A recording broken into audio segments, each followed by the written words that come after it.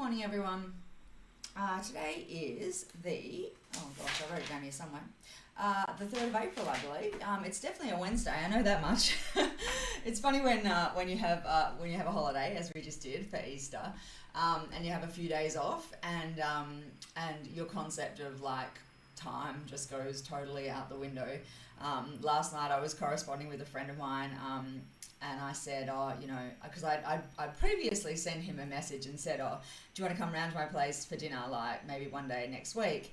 And then I realised, and he got back to me straight away and said, yeah, that'd be great, just tell me which day. And I realised last night that I had totally failed to follow up on that.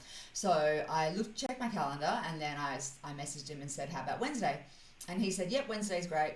So we made plans and everything. And then about half an hour later, he sent me a message and said, you do realise that Wednesday's tomorrow, right?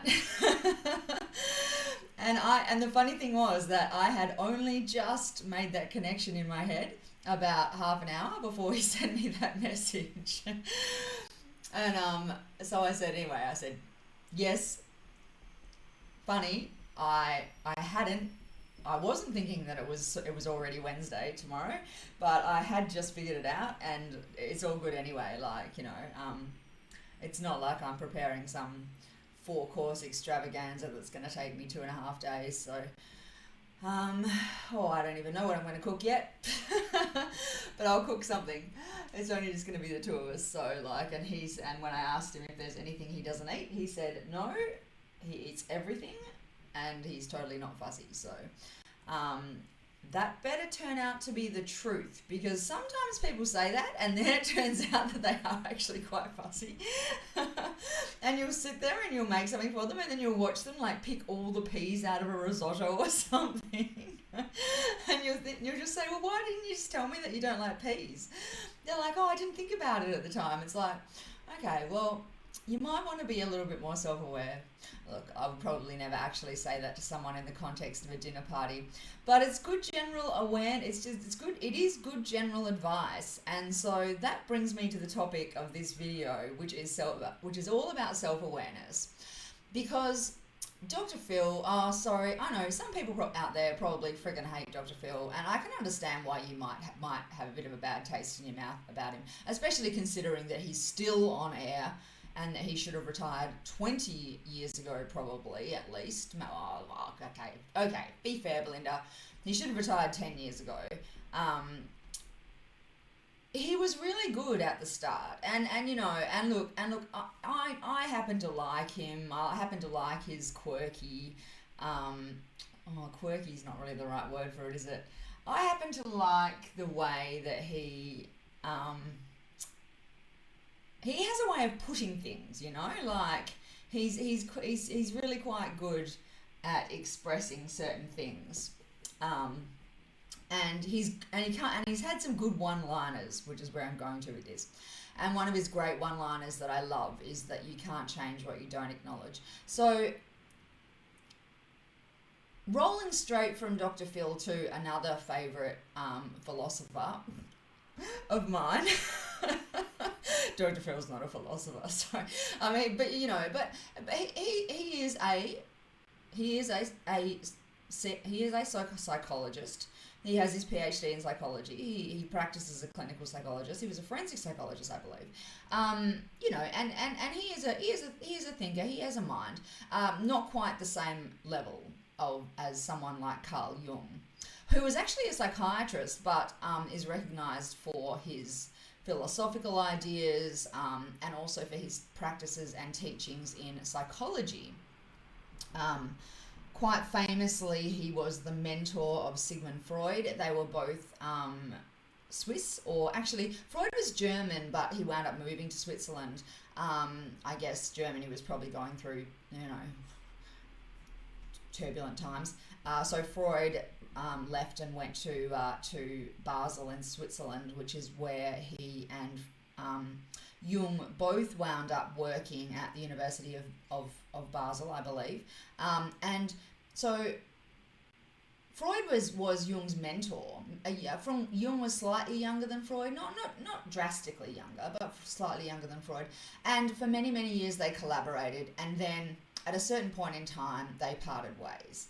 They had a difference of opinions, and it was quite a significant difference of opinions, which I think actually was when Jung went on to do his best work, because perhaps no longer being under the sort of shadow of Freud facilitated Jung developing more of his own self-confidence and self-belief that he had a lot to contribute of his own without the collaboration with Freud.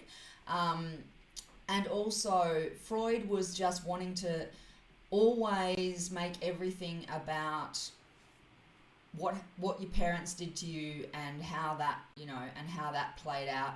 And Jung just thought that whilst that was appropriate and reasonable in some circumstances, that it wasn't the be-all and end-all, essentially. And so if you haven't heard of Carl Jung and you're interested, Google him. First name Carl, I think it's C-A-R-L, could be K-A-R-L, I think it's C-A-R-L. Last name Jung, spelt J-U-N-G. And he went on to form his own type of psychology, which is called analytical psychology. It's still practiced to this day.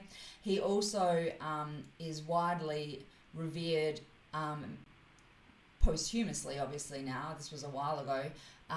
And there is a Centre for Jungian psychology still in Basel.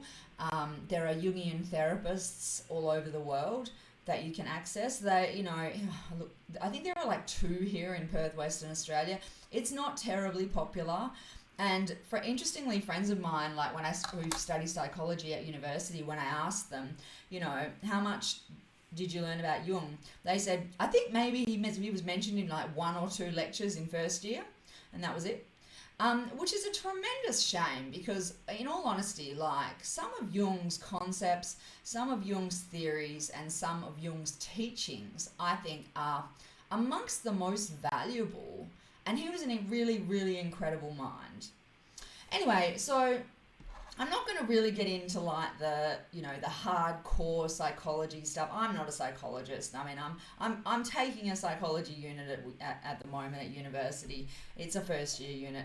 I'm not a psychologist, I don't. I'm not. So I don't pretend to be one.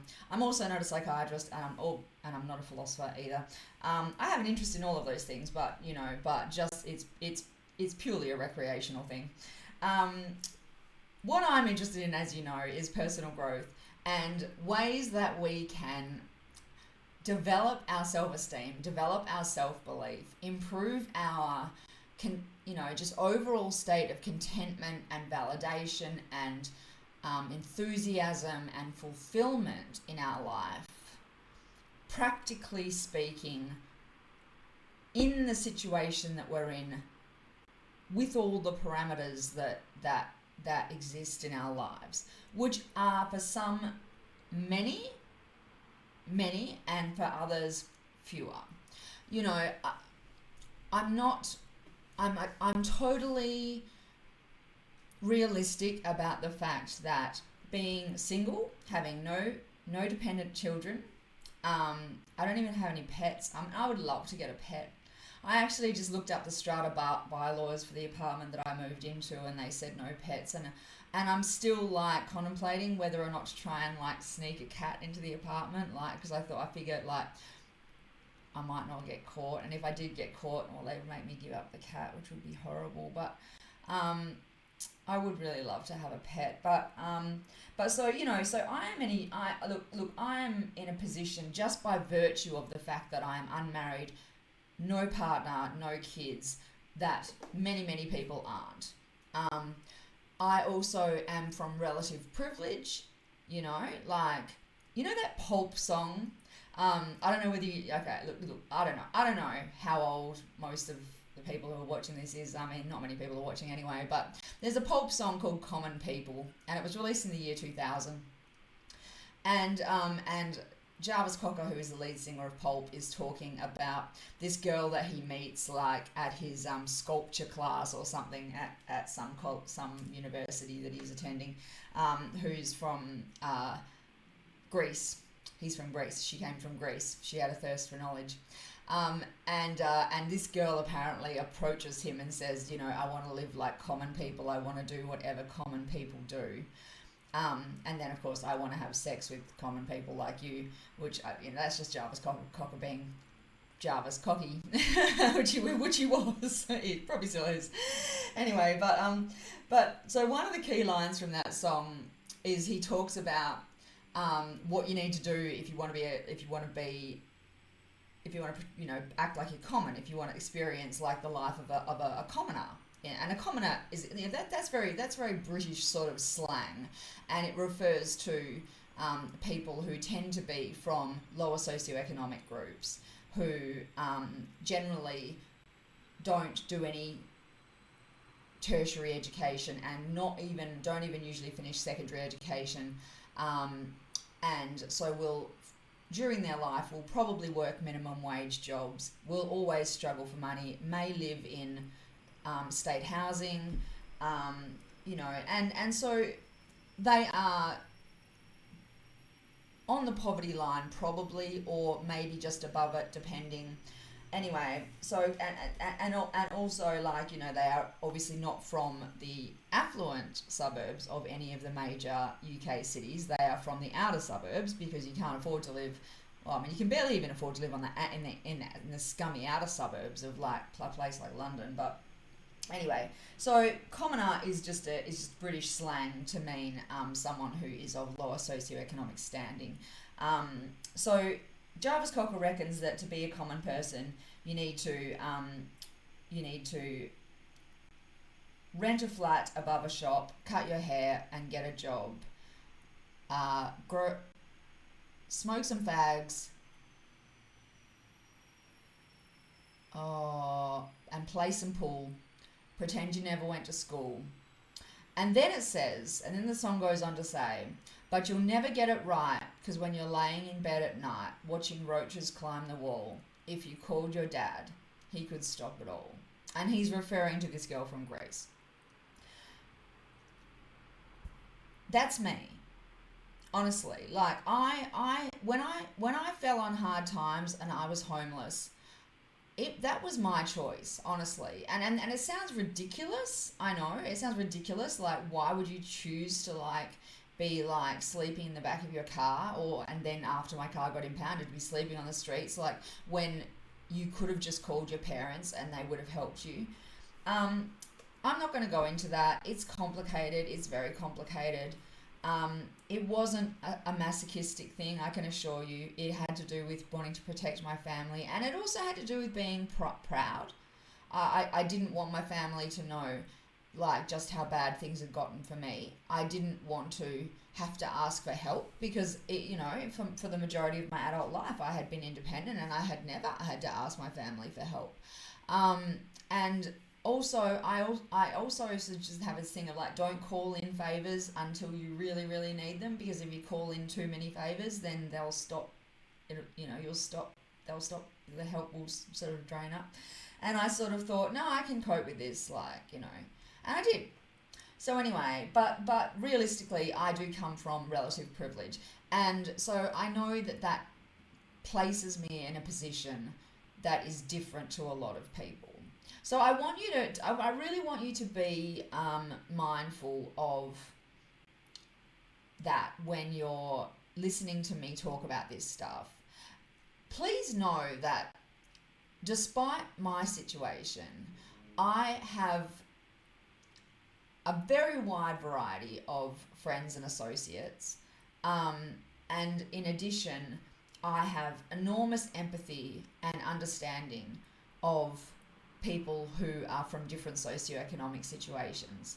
I don't take a lofty upper middle class social assumption that everybody out there has immediate access to the resources that I don't have that access to huge resources or anything, but but it, I'm not on a pedestal here, and I certainly am not, and I certainly don't make the assumption that it's as easy for everybody as it is for me to do this kind of stuff.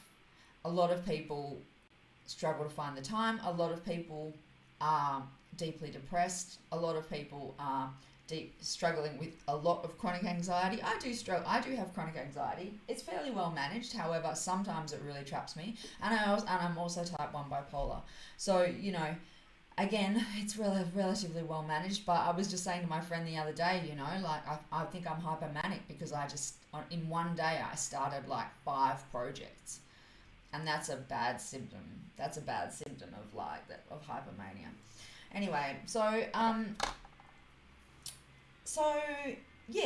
getting back to it, I thought what I'd like to do, what we should do today, or what I would suggest that you do today as a part of your self-growth journey, is to make a list of your traits. Now, this might sound a little bit like you're writing a CV or something, and look, it's not to do obviously with finding employment. However, it will help you when it does come. If you're not already employed, it will. Or if you want to update your resume, it certainly will help you with that. It's what it's about is that it's about discovering really who you are today and the things that you do and how they are shaping your life today. Because if your life today is not as great as you would like it to be, and you want to change that, then the first place that you need to go to look for ways to change that is to yourself.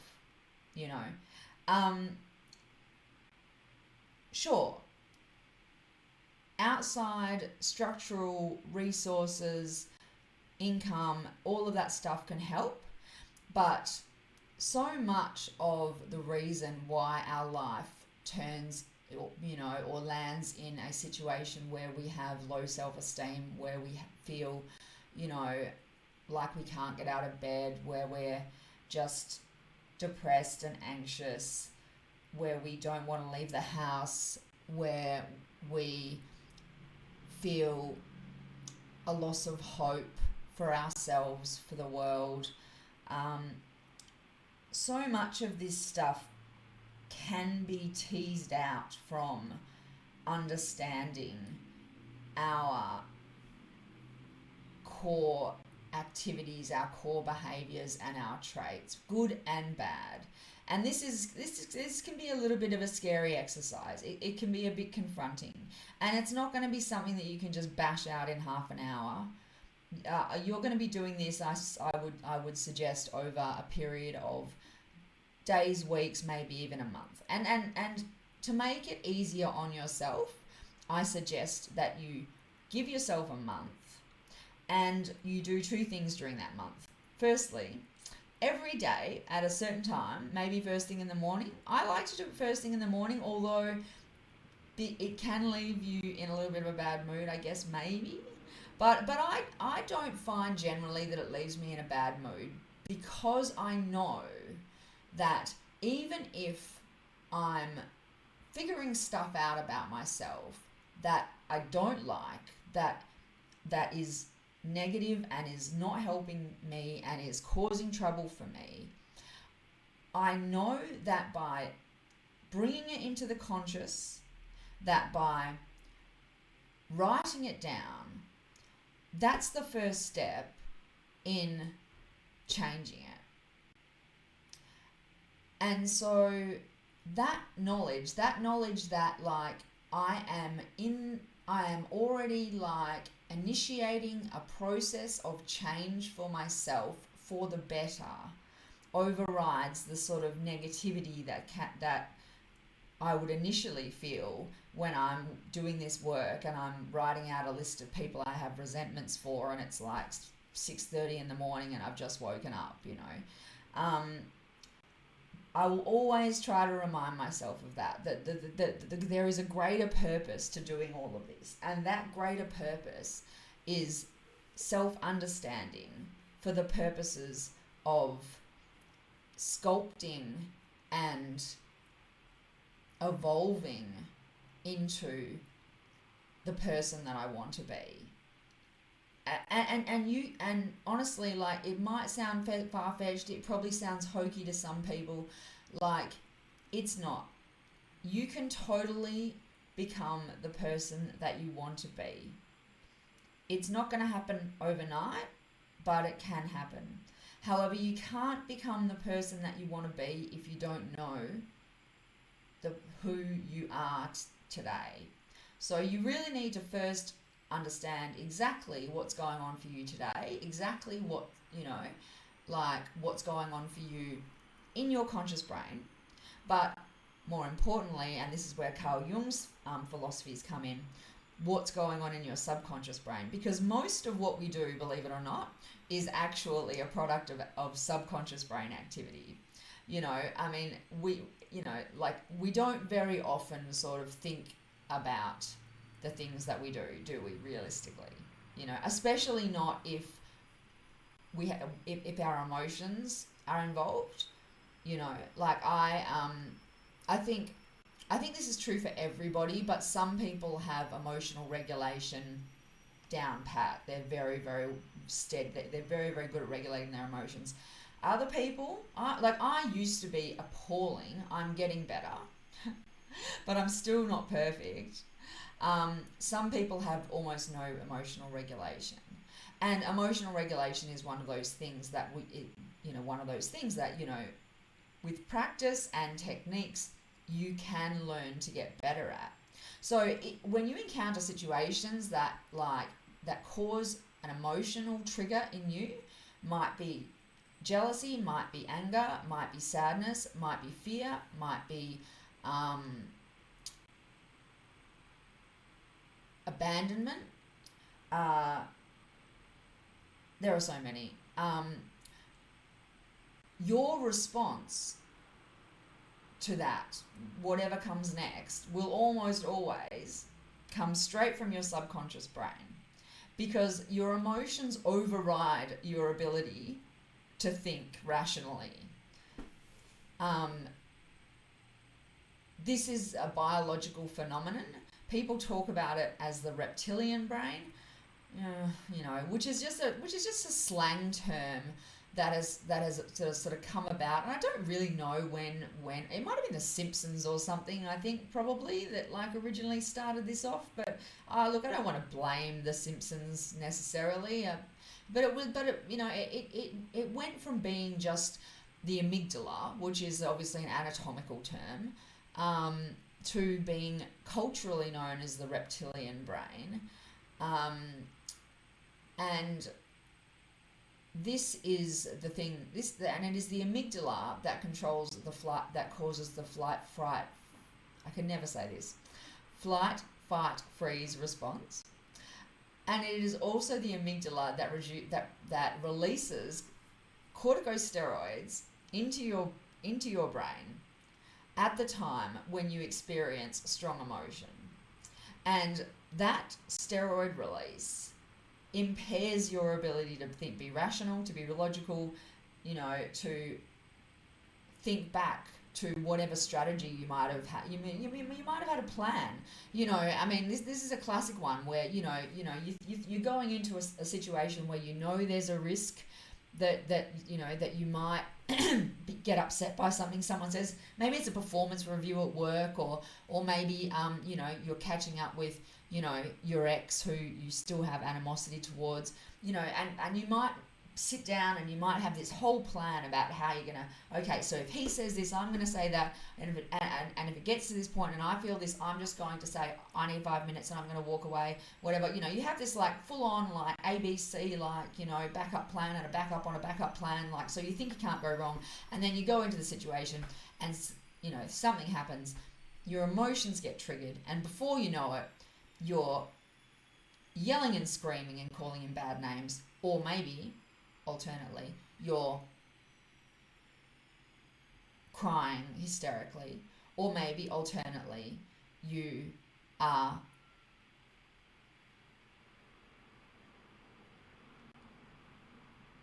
I don't know, something else. You become you freeze, like that is the other classic one. You just become mute. You lose all ability to say anything. You just stop saying anything. And your brain at that point is, even if you can remember that you had a plan and you try to remember what that plan was, chances good you won't be able to remember what your plan was. So how did I get onto all that? Oh my God, I get so lost in a wormhole. I do actually have notes, believe it or not. I'm sitting in my lap here, I have like a whole page of notes, and yet I get completely lost. So, most of the traits that we will, that's right, because I was saying about doing it first thing in the morning. So I suggest that you do it over the course of a month. And there are a couple of reasons for that. Number one is so that you can just chip away at a little at a time, so that it's not just like an overwhelming, like you just don't spend a whole day just doing, because that would just be exhausting. Secondly, generally speaking, these traits will be revealed to us through our interactions with other people. And so many traits will not come to mind immediately. Many of the traits that you display will not immediately be apparent to you. However, over the course of a month, assuming that you don't just spend the whole month like at home watching Netflix, hopefully some of them that you hadn't thought of will pop up. So try to be mindful. Try to keep this whole activity in mind as you're going about your daily life. And then when you find yourself like getting annoyed with someone, like, I got annoyed with someone in the supermarket the other day because they, I was queuing up for a checkout, I was queuing up for the checkout, and then there was a couple of people in front of me, and then someone came along and opened a new checkout. And, the person who was behind me went and jumped straight on that checkout. Now, look, I would think that, common courtesy, if there is such thing anymore, which there most definitely isn't, would say that someone who's been waiting longer than you should get first dibs. And that the polite thing to do would be to say, hey, you go first, and then I'll be second, and then we'll still get through faster, because at the moment, we're fourth and fifth in queue. But no, this guy was just as soon as he saw that guy open the new checkout, he was like, yep, bam, down. Now this, I got a little bit annoyed about this. I didn't say anything. I didn't react. But I did roll my eyes. I roll my eyes all the time. So, I think it's relatively harmless. But I did, after I got back to my car, have a mock confrontation with him. I do this all the time as well, by the way, because I'm not a confrontational person. I don't like confrontation. And it has been to my detriment in my life that I've been too afraid to confront people on their bad behaviour. And when I say that, I'm not saying that there would have been anything really of value served by me having a confrontation with this guy in the supermarket. That's a pretty minor infarction. Really, it didn't really cause me any damage. It was just a little bit rude. And telling someone who was, he was definitely at least my age, if not older, telling someone in their maybe early 50s that they've been a bit rude. Look, that's not going to lead to any change for the good. So I it's not like I got to my car and thought, oh damn it, I really missed an opportunity to correct him on his behaviour then, and I might have been able to avoid show him, that he was doing something that, in the future he might have wanted to correct. It wasn't like I was thinking that when I got back to my car, although now that I'm saying it like that, maybe I should have been thinking like that. But regardless, because I was still annoyed when I got back to my car, I decided to have this little mock confrontation, just me with in my car, where I played out what I might have said to him and how he might have reacted. And so this is a perfect example of where, when I got home that night, I got out my list of behaviour traits, and I put on there impatience, and I had already put patience as one of my traits. So this is an interesting one. So I had put impatience, and I also put sense of entitlement, because realistically, there's no hard and fast rules with regards to who gets to go to the brand new checkout when it opens.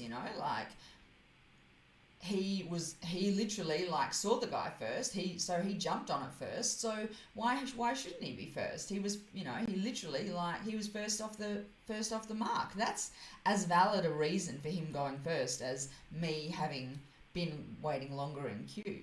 So I also put sense of entitlement on there. So that's just an example of how you might try to dissect reactions that you have to things, that happen in your life whilst you're developing your list of traits. And so your list of traits in the end is probably going to be pretty large, and try to make it very detailed. Don't try to just not make it just one word bullet points, kind, courteous, honest, open-minded, blah, blah, blah. Try to actually along with each trait, describe why you believe that is true for you, because we want to litmus test all of these traits. We want to make sure that you're not just bullshitting yourself, because it's very easy to bullshit yourself when it comes to your traits.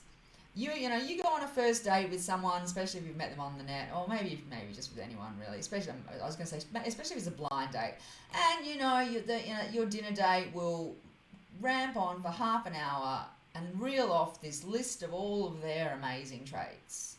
And I mean, for me, that's just a massive red flag, because I just think that if you're a good person, then that demonstrating that is the best way for someone else to find out that you're a good person. Not you don't have to tell them. They're going to find out just through interacting with you. But also it suggests a level of arrogance and maybe desperation a little bit, I mean, it's not. I'm not saying that I wouldn't go on a second date with someone who did that. I'm just saying that it's interesting when people do that, and I usually sit there thinking, yeah, I wonder how long ago you made this list, and I wonder how seriously you've fact checked it against your behaviour recently. Because it is not at all uncommon for people to come up with a list of traits that they believe embody them, and then put it on the shelf, and then pull it out 20 years later and say, oh yeah, here's a list of my behavioural traits. And as if it's still going to be 100% relevant today, because there's no way that that any of these things might have changed in the interim 20 years, even though I got divorced and moved house a bunch of times and joined the Aryan Brotherhood. No, just joking. So, but anyway, so we really want to, once we develop this list, we really want to be putting each of our traits, good and bad, to the test. We're going to test them hypothetically, and then hopefully we're also over a period of time going to have a chance to say, hey, I put on my list of traits that I'm open-minded. And today, while I was walking through the city, I saw this girl, and she was panhandling, and she was Aboriginal, and regardless of the fact that I didn't have any money, I went up to her and had a chat with her and asked her how she was, and told her that I was really sorry that I didn't have any money for her, but that I really hoped that she was okay and wished her a happy Easter. So that night when I went home and I was looking at my list of traits and I was like, oh yeah, look, open-minded, not non-judgmental. Yeah, okay, good. I think I am. I think I really am. Because I think that that's only the sort of thing that someone who is non-judgmental would do. So I think you're getting the idea. If you need any sort of ideas to get you started, I will put a PDF file. I will put a PDF file in the description. I haven't made it yet, by the way. I'll put a PDF file in the description with some possible traits that you may or may not have, just to get you started. And also, in the future, probably now, I'll do it sooner rather than later. I'm going to make a video about something that's called shadow work, which is all about negative aspects of our personality. The shadow is what Jung referred to as the part of ourselves that we repress through our lives because we don't want to recognize that it exists within ourselves. So things like intolerance, things like resentment, jealousy, anger, violence, arrogance. Often these traits, when we start to exhibit them, we will immediately identify, oh, that's not gonna help me socially.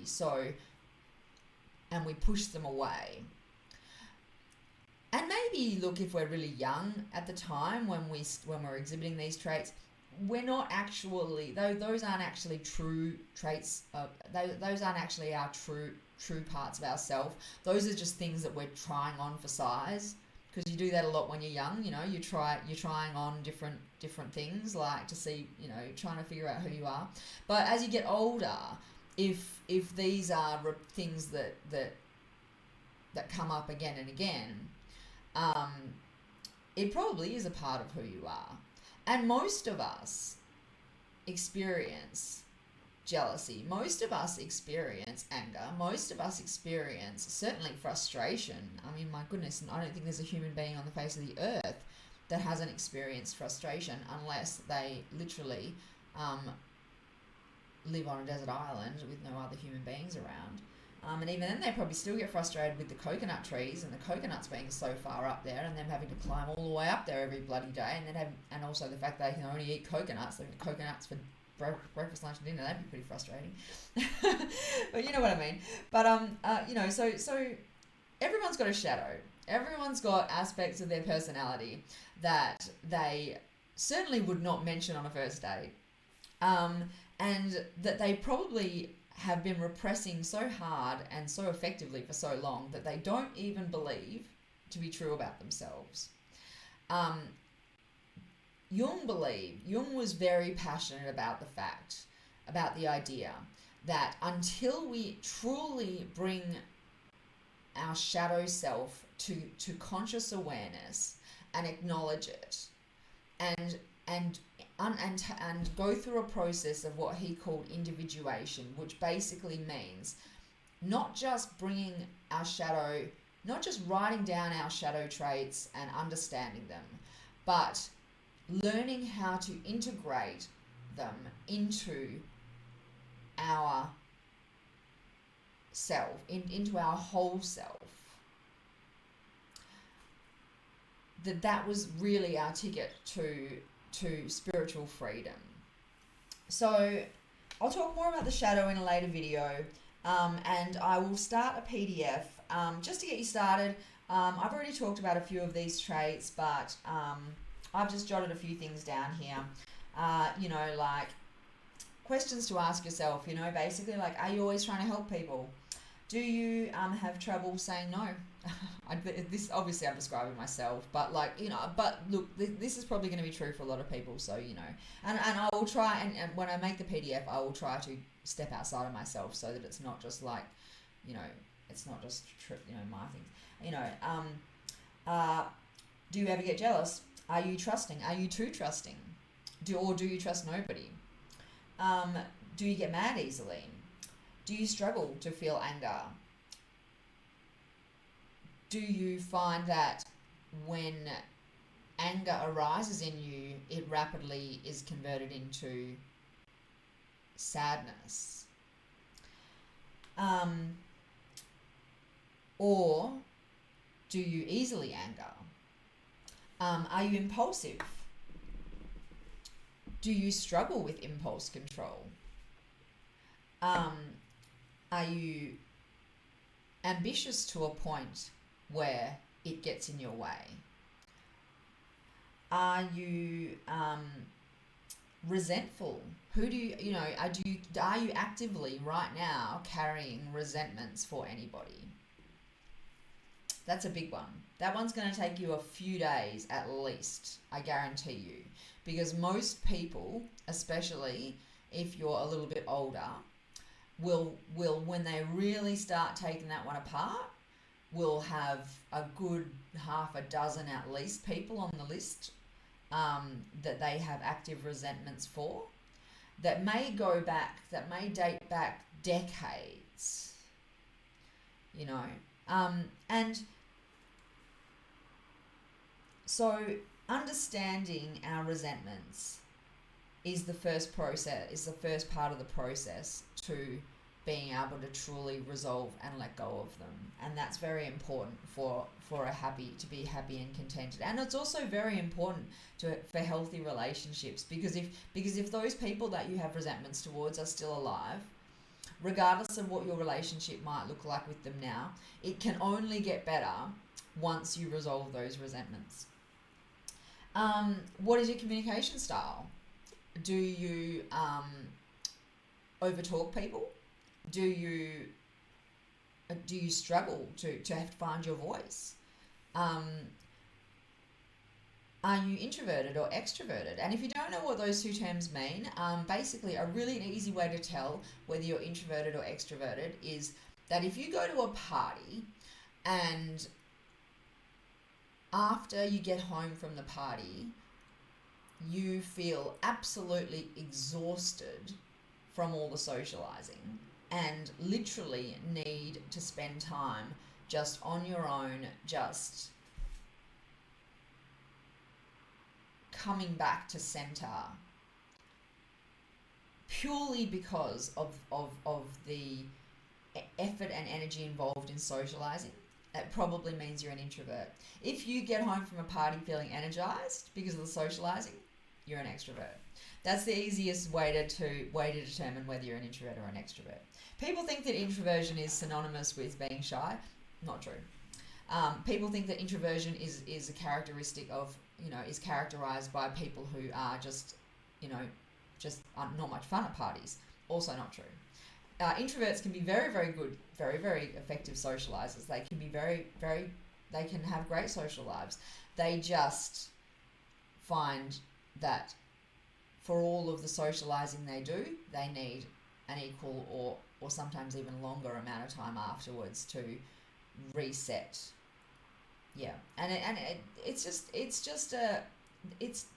neither is bad. It's not good or bad to be either one of those two things, really. It's just about learning how to manage. It's just about learning to understand yourself so that you can learn how to best manage yourself so that you can achieve happiness and contentment. So in relationships, do you often find yourself losing your sense of self?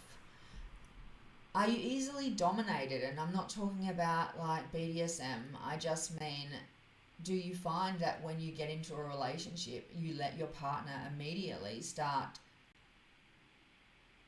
making all the rules and telling you what to do? And in fact, do you find yourself setting aside things that you believe to be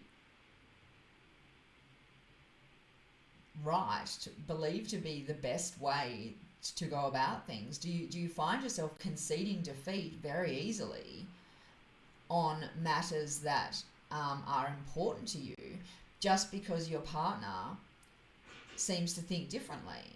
That's me, 100%, 100%.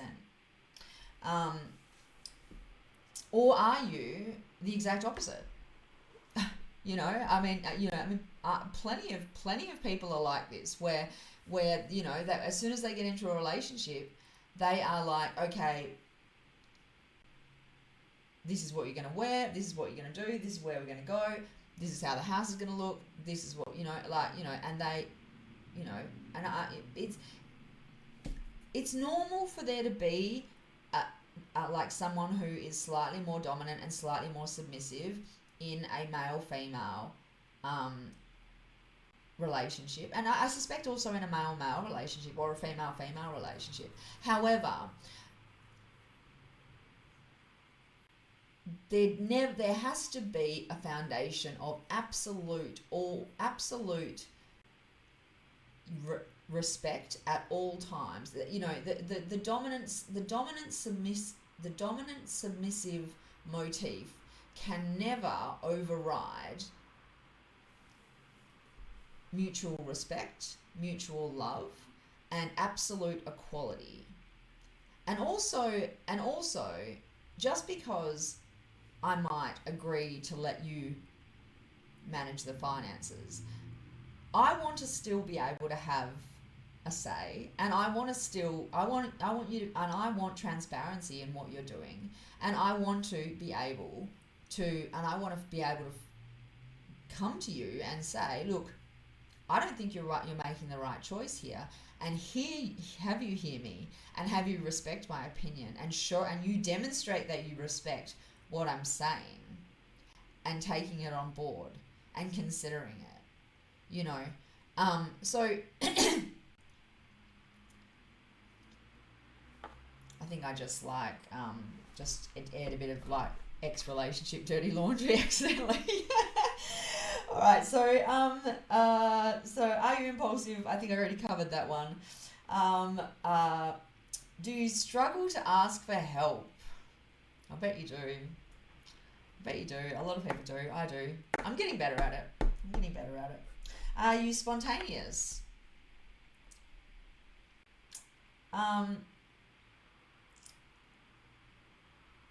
Or do you struggle with change? Do you fear change? Does even the idea of change cause you to get incredibly anxious? I know it does for me. It's very important, if that is the case, to identify that, because that's something that you need to work on, because change is vital, and change can be the best thing ever. But if we allow our anxiety over the prospect of change to hold us back, then we'll never realize our full potential, and we'll never realize and we'll never get to a place of fulfillment or contentment. Okay, so that's enough. That's all I've got written down. But I will make a list, and I'll upload it with this video, or not with this video, but I'll post it after the fact. And so I get to it. Start writing these things down. You start writing down your list of traits.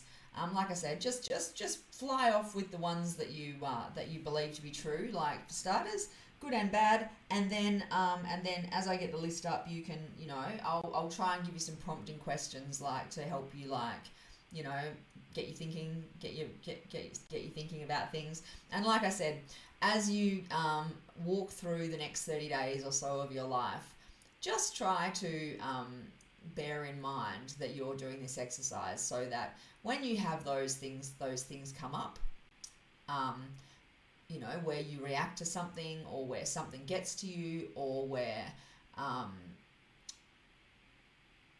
you find yourself doing something out of the ordinary, perhaps, you can go back and reflect on what exactly that was. What was it? What was going on right then? What did that mean? What exactly did that scenario? What can you learn from that scenario about yourself and about your patterns of behavior? Because when we truly understand, when we truly get a full picture of how we behave on a day-to-day basis and what our character traits are, good and bad, we know. Then we can say, okay, now I know exactly where I'm at, and from there we can start working towards where we want to get to. Have a great week, everyone. Oh God, it's already Wednesday. Okay. Have a great rest of the week, and I hope you had a good Easter break, and I will catch you in the next video. Ta-ra. Oh, I forgot to acknowledge the traditional custodians of the land on which I live, the beautiful Whadjuk people of the Noongar Nation, and pay my respects to Aboriginal elders, past, present, and emerging. This is and will forever be their land, and I thank them for looking after it so well for so many years. All right, thanks, people. I will talk to you soon.